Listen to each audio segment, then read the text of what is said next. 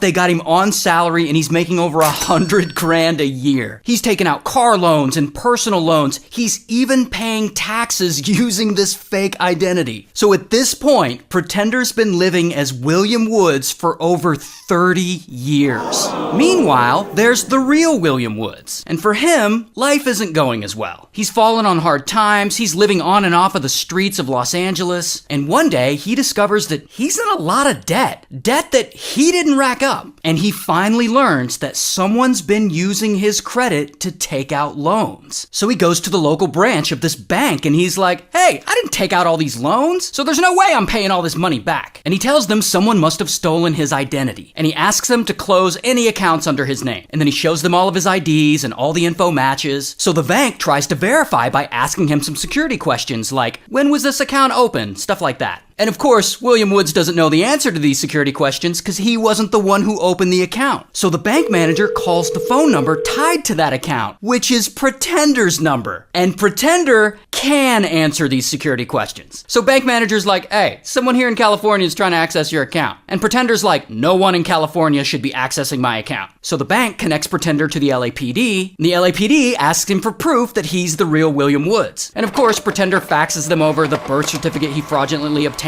So now police are like, okay, I guess this guy at the bank must be a fraud. So they arrest the real William Woods and they charge him with identity theft and false impersonation. So now he's in jail. And even as he's locked up, William Woods keeps insisting that he's the victim of identity theft and no one believes him. And so he sits in jail for 450 days waiting on his trial. But he never changes his story, he never backs down. And over time, police and prosecutors, they start thinking he's legitimately crazy. So a judge ends up declaring him incompetent to stand trial. And they sentence him to a psychiatric hospital. And worse, they start medicating him to control what they feel is a mental condition. So the real William Woods sits in that psychiatric hospital for 147 days until his sentence is over. And they finally release him and he has to pay a small fine and they order him to stop using the name William Woods. But William, he's not gonna stop. He's determined to get his life back. So he does some research and he's eventually able to deduce that the identity thief Pretender works for an Iowa hospital. So he calls that hospital and they aren't really listening, but they refer him to the police. So he hits up the police and there he finally gets someone to agree that this is all very strange and that they should look into Pretender. So police bring Pretender in and they question him and he still insists that he's the real William Woods and that the other guy is some crazy identity thief who needs to be locked up. But police still think it's weird because they both have a legitimate birth certificate. So they end up looking at the name of the father on the birth certificate.